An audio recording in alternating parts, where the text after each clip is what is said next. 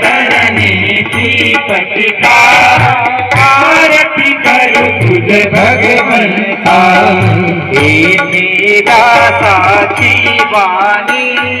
साधक हरी गुण गावोनी शास्त्र पुराणे मुकुटवनी परवा प्रेमामृत सहज सेविता